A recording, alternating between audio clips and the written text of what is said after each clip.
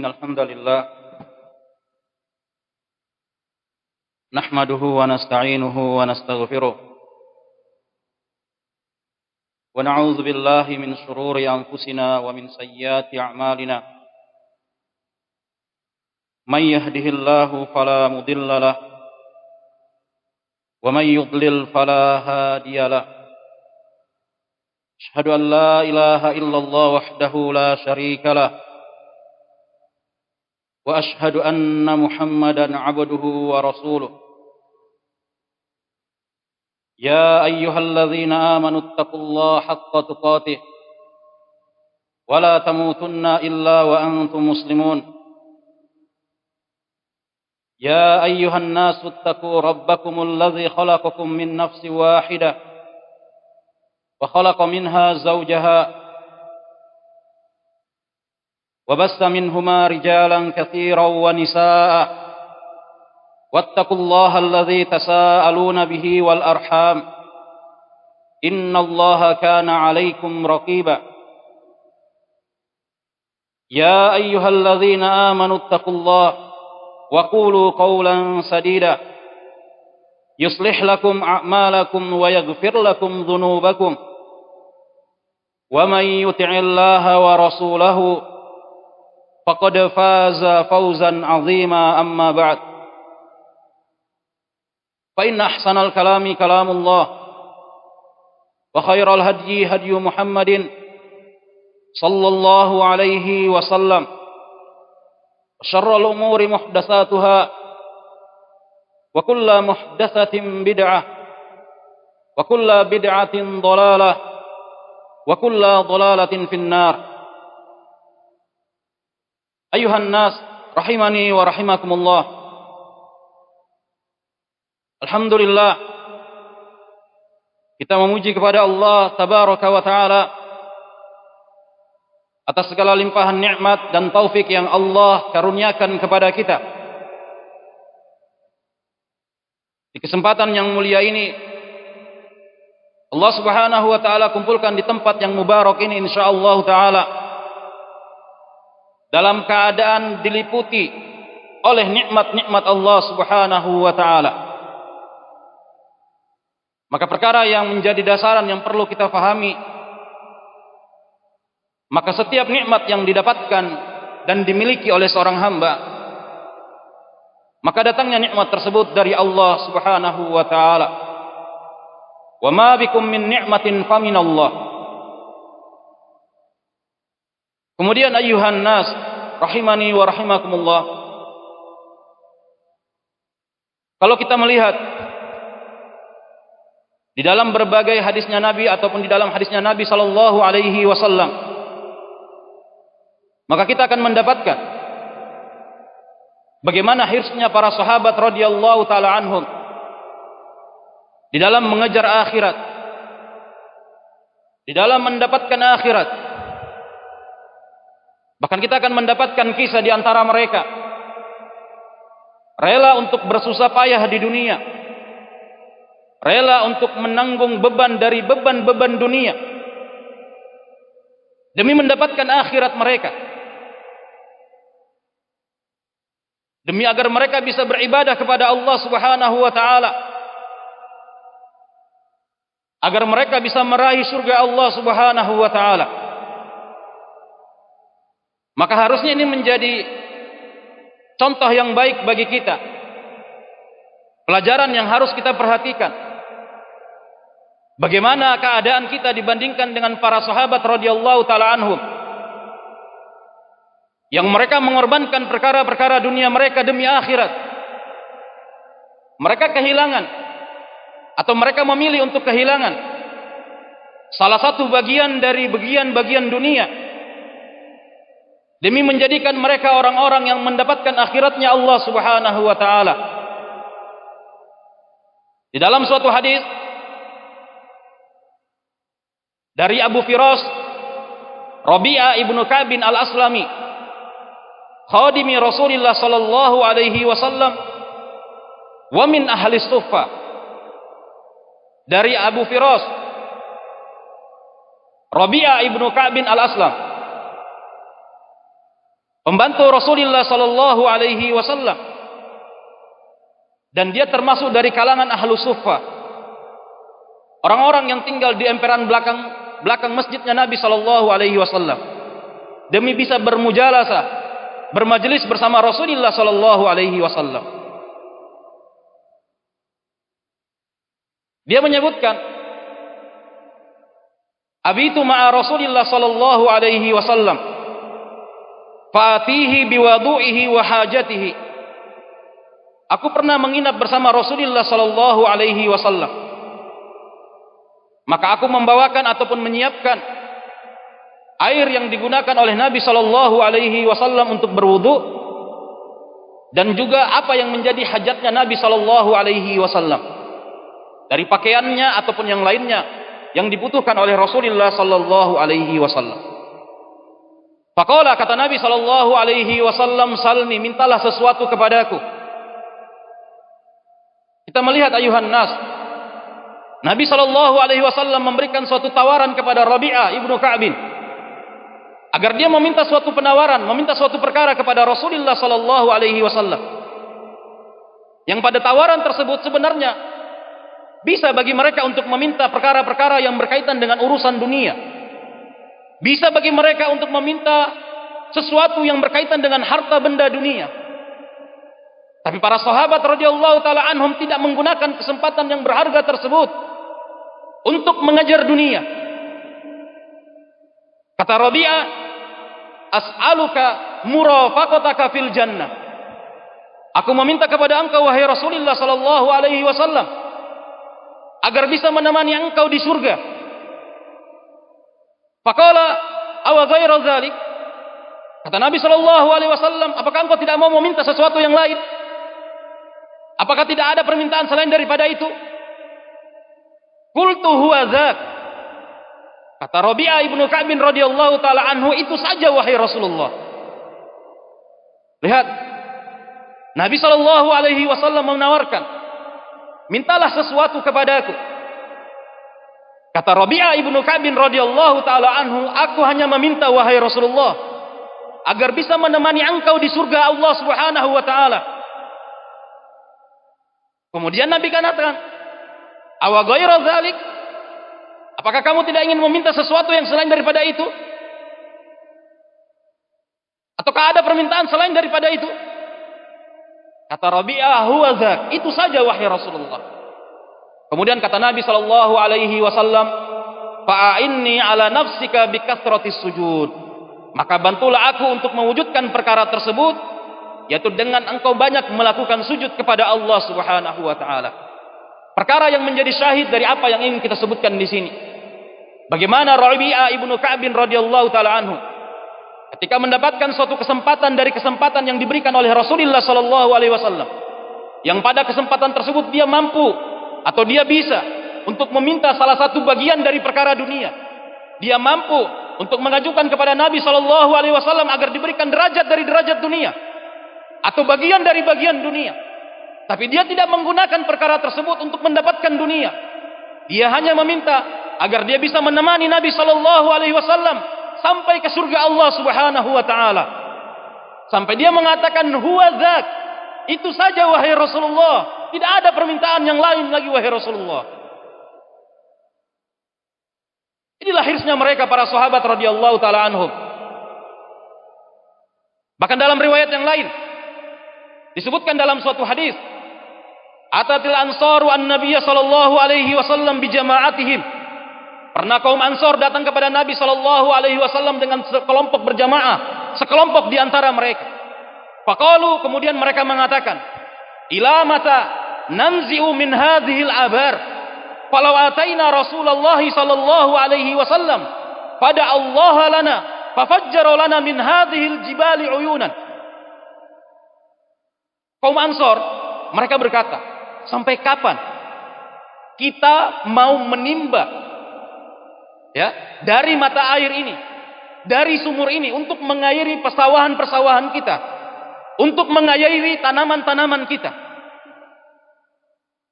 Mereka para sahabat radhiyallahu taala anhum ketika mereka bertanam, melakukan pertanian, ketika ingin memberikan pengairan di pertanian mereka tersebut harus disiram, harus dengan cara ditimba. Dan itu tidak mungkin cukup dengan 1 timba ataupun 2 timba ataupun 5 timba, nggak mungkin cukup. Artinya pasti perkara ini adalah perkara yang sangat melelahkan, pasti sangat membuat fisik mereka capek. Sehingga sebagian di antara mereka mengatakan, seandainya kita datang kepada Rasulullah sallallahu alaihi wasallam, kemudian kita minta agar Rasulullah sallallahu alaihi wasallam berdoa kepada Allah untuk kita, sehingga nanti dari gunung-gunung ini akan terpancarkan mata-mata air yang keluar darinya, sehingga tinggal kita airi saja, tinggal kita arahkan saja ke persawahan kita ataupun pertanian kita. Mereka ingin menyampaikan keluh kesah mereka kepada Nabi sallallahu alaihi wasallam. Faja'u bi jama'atihim falamma ra'ahum qala marhaban wa ahlan laqad jaa'a bikum ilaina haja. Maka mereka pun datang dengan sekelompok di antara para sahabat dari kalangan kaum Ansor. Kemudian mereka tatkala sampai kepada Nabi sallallahu alaihi wasallam dan Rasulullah sallallahu alaihi wasallam melihat mereka, Nabi sallallahu alaihi wasallam mengatakan, "Marhaban wa ahlan, laqad jaa'a bikum ilaina haja." Pasti kalian datang ke sini sungguh dikarenakan suatu hajat yang kalian miliki. Qalu, para sahabat dari kalangan Ansor mengatakan, "I wallahi ya Rasulullah." Benar wahai Rasulullah, kami datang ke sini karena ada suatu hajat. Dan kita lihat dari hadis ini, ikhwani fillah, kedatangan mereka, sebab mereka mendatangi Nabi sallallahu alaihi wasallam itu karena urusan dunia. Karena ingin mendapatkan agar Nabi sallallahu alaihi wasallam mendoakan mereka agar nanti dari gunung-gunung tersebut keluar mata air yang tinggal mereka arahkan ke persawahan mereka, ke pertanian mereka, perkara yang berkaitan dengan urusan dunia. Namun Nabi sallallahu alaihi wasallam mengatakan, "Laqad jaa'a bikum ilaina haja." Kalian datang ke sini karena ada hajatnya. Kemudian kata Nabi sallallahu alaihi wasallam, "Fa innakum lan tas'alunil yauma syai'an illa utitumuhu wa la as'alullaha syai'an illa a'tanihi." Sesungguhnya kalian tidaklah kalian meminta suatu perkara padaku pada hari ini kecuali kalian pasti akan diberikan permintaan tersebut. Dan tidaklah aku memohon kepada Allah Subhanahu wa taala suatu permintaan di hari ini, maka pasti Allah Subhanahu wa taala akan memberikan permintaan tersebut. Ini kesempatan yang di luar dugaan para sahabat dari kalangan kaum Ansor. Mereka datang hanya untuk urusan dunia. Kemudian Nabi mengatakan kepada mereka, tidaklah kalian meminta sesuatu perkara padaku pada hari ini, maka kecuali perkara itu akan diberikan kepada kalian. Dan tidaklah aku meminta kepada Allah pada hari ini dengan suatu perkara, kecuali apa yang aku mintakan akan Allah berikan kepadaku. Lihat apa jawaban para sahabat dari kalangan Ansar. Fa aqbala ba'duhum ala ba'din faqalu ad-dunya turidun. Kemudian sebagian di antara para sahabat dari kalangan Ansor saling melihat dengan sebagian yang lain. Kemudian mereka mengatakan, "Ad-dunya turidun." Dunia yang mau kalian minta. Ini kesempatan ini. Mereka tahu kesempatan seperti ini tidak mungkin berulang. Tidak mungkin setiap hari ada tawaran dari Nabi sallallahu alaihi wasallam. Tidak mungkin setiap hari Nabi akan mengatakan seperti itu. Kalau kalian minta akan kalian diberikan. Kalau saya berdoa maka saya akan dikabulkan permintaan tersebut. Mereka tahu ini kesempatan yang sangat langka. Sehingga para Ansor mengatakan, "Ad-dunya turidun." Apakah dunia yang kalian inginkan dengan kesempatan ini? Utlubul akhirah, minta akhirat. Pertama urusan mereka datang ke Rasulullah sallallahu alaihi wasallam karena dunia. Tapi ketika datang kesempatan yang tidak mungkin terulang, mereka palingkan urusan dunia mereka. Mereka memilih untuk mengkelirkan urusan akhirat. Menimba, diambil dari sumur. Kemudian diairkan ke persawahan-persawahan mereka. Bukan 1 ember, bukan 2 ember, bukan 5 ember kemudian itu cukup. Dan itu harus setiap hari. Tapi mereka memilih untuk merasakan kesusahan tersebut, penderitaan tersebut. Yang penting akhiratnya telah selesai. Kata Nabi sallallahu alaihi wasallam. Kemudian kata para sahabat dari kalangan Ansar radhiyallahu taala anhum, Ya Rasulullah, ud'a Allah ayyaghfira lana. Wahai Rasulullah, berdoalah engkau kepada Allah agar Allah mengampuni dosa-dosa kami. Minta agar diampunkan dosa-dosanya. Padahal ketika datang ingin urusan dunia yang diselesaikan. Tapi mereka ganti dengan akhirat. Ya Rasulullah, kami minta berdoalah engkau kepada Allah agar Allah mengampuni dosa-dosa kami.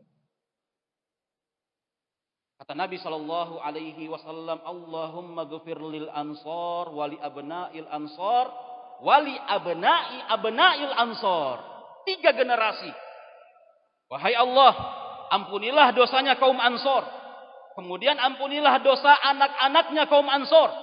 Kemudian ampunilah dosa anak dari anaknya kaum Ansor, cucu-cucu kaum Ansor.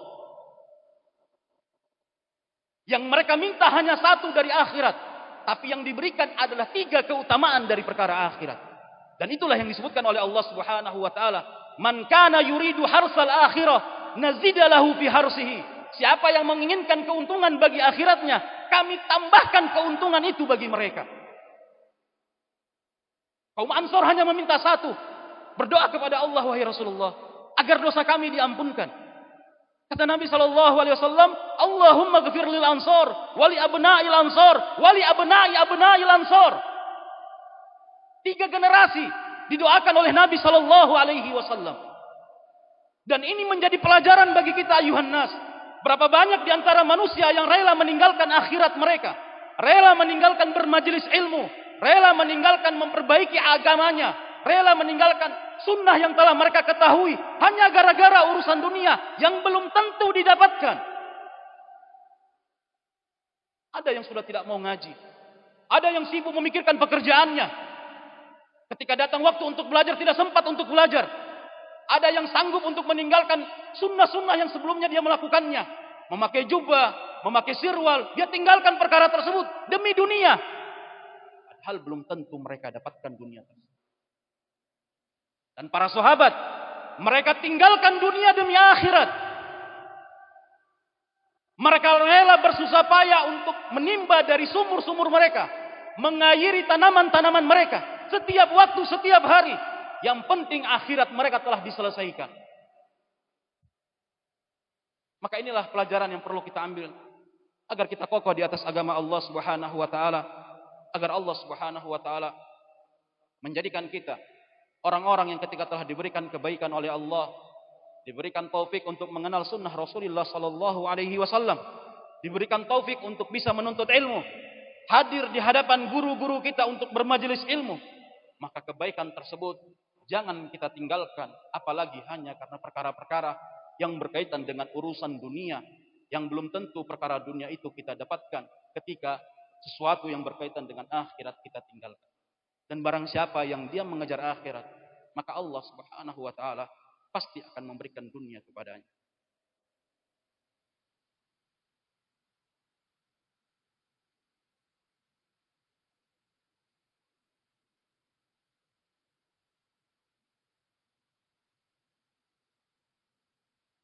Innal hamdalillah hamdan katsiran thayyiban mubarakan fi kama yuhibbu rabbuna wa yarda. Asyhadu an la ilaha illallah wahdahu la syarika lah wa asyhadu anna Muhammadan abduhu wa rasuluhu amma ba'd. Ayuhan nas rahimani wa rahimakumullah. Di dalam sahihain disebutkan dari Atha ibnu Abi Rabah. Dia mengatakan qala li Ibnu Abbas radhiyallahu taala anhuma. Abdullah ibnu Abbas pernah berkata kepadaku, ala urika imra'atan min ahlil jannah. Wahai Abu, maka aku perlihatkan kepada engkau seorang wanita dari kalangan penghuni surga. Orangnya masih hidup pada waktu itu, tapi dia sudah mendapatkan jaminan termasuk salah satu dari penduduk surga Allah Subhanahu wa taala. Kuntu, kata Atha ibnu Abi Rabah, bala, iya saya mau. Tunjukkan kepadaku siapa wanita tersebut. Qala, kata Abdullah ibnu Abbas, hadhil mar'atu sauda atatin Nabiy sallallahu alaihi wasallam. Kata Abdullah ibnu Abbas ini, lihatlah seorang wanita yang berkulit hitam. Dahulu dia pernah datang kepada Nabi Shallallahu Alaihi Wasallam. Faqalat, kemudian dia mengatakan, inni usrik wa inni atakasyaf. Ya Rasulullah, sesungguhnya aku terkena penyakit ayam. Wa inni atakasyaf. Dan kalau penyakit ini kambuh wahai Rasulullah, auratku pun tersingkap wahai Rasulullah. Lihat, dia datang, wanita, sudahlah dia berkulit hitam. Kemudian Allah timpakan dengan penyakit ini kepada dirinya suatu ujian. Pasti dia ingin memiliki keadaan yang lebih baik. Walaupun dia berkulit hitam, tapi dia tetap ingin memiliki keadaan seperti wanita normal lainnya. Sehingga dia datang kepada Rasulullah Sallallahu Alaihi Wasallam. Kemudian dia sampaikan kepada Nabi Sallallahu Alaihi Wasallam, wahai Rasulullah, aku terkena penyakit ayan wahai Rasulullah. Dan kalau penyakit ini kambuh wahai Rasulullah, auratku tersingkap. Pada Allah li, maka berdoalah engkau kepada Allah Subhanahu wa taala untukku wahai Rasulullah. Dia minta didoakan kesembuhan. Qala, kata Nabi sallallahu alaihi wasallam, in syi'ti sabarti walakil jannah. Kalau engkau mau, engkau bersabar. Walakil jannah, surga bagimu. Wa in syi'ti da'autullaha ayyu'afiyaki. Dan kalau engkau mau, aku akan berdoa kepada Allah agar Allah Subhanahu wa taala akan menyembuhkanmu. Dan wanita ini tahu doa Nabi sallallahu alaihi wasallam akan diijabahi oleh Allah. Dan ini bukan pilihan yang mudah. Bukan perkara yang mudah ketika dihadapkan kepada kita. Wanita ini dihadapkan dengan keadaan memiliki penyakit seperti ini. Bahkan parahnya kalau penyakitnya kambuh, auratnya harus tersingkap. Kemudian dia menginginkan keadaan seperti wanita lainnya. Dia meminta agar Rasulullah Sallallahu Alaihi Wasallam mendoakan diberikan kesembuhan dari penyakit tersebut. Kemudian Nabi mengatakan, Nabi memberikan tawaran, kalau kamu mau, kalau kamu mau, kamu bersabar dari penyakitmu tersebut, kamu terima sebagai bentuk takdir yang telah Allah tetapkan bagimu. Dan kalau kamu bersabar terhadap ujian ini, walakil jannah, surga bagimu. Wa in syi'ti, dan kalau kamu mau, saya akan doakan kepada Allah Subhanahu wa taala agar Allah Subhanahu wa taala memberikan kesembuhan bagimu. Lihat jawaban dari wanita yang berkulit hitam ini. Qalat asbiru, kalau begitu wahai Rasulullah, aku memilih untuk sabar saja wahai Rasulullah. Biarlah aku terkena penyakit ini wahai Rasulullah. Biarlah aku mendapatkan ujian ini wahai Rasulullah. Aku memilih sabar di dalamnya.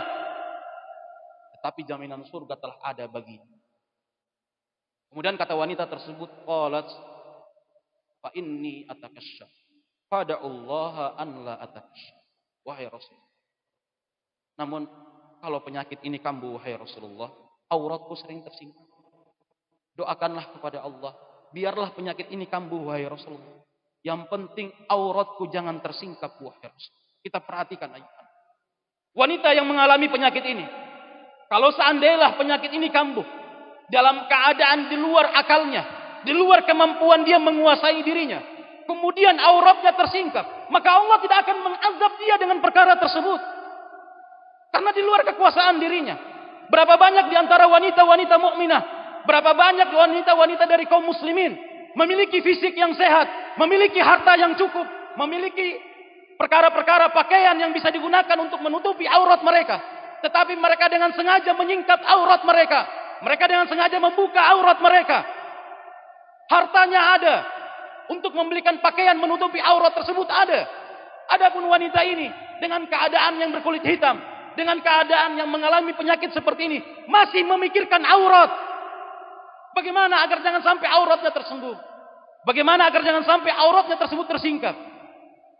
Fada'alaha, kemudian Nabi Shallallahu Alaihi Wasallam pun mendoakan kepadanya agar kalau penyakit itu pun kambuh, maka auratnya janganlah sampai tersingkap.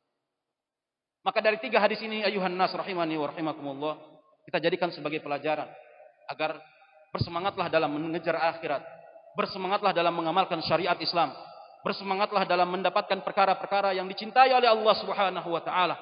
Jadilah seorang hamba yang menjadikan setiap kenikmatan dunia yang Allah berikan kepada kita hanya semata-mata untuk mengejar akhirat. Mudah-mudahan apa yang kita sebutkan ini bermanfaat bagi kita semuanya, dan Allah Subhanahu wa taala jadikan dari nasihat-nasihat ini sebagai jalan bagi kita di antara sekian banyak jalan agar kita di dalam mengamalkan syariat Allah Subhanahu wa taala. Alhamdulillah rabbil alamin wa aqimus shalah.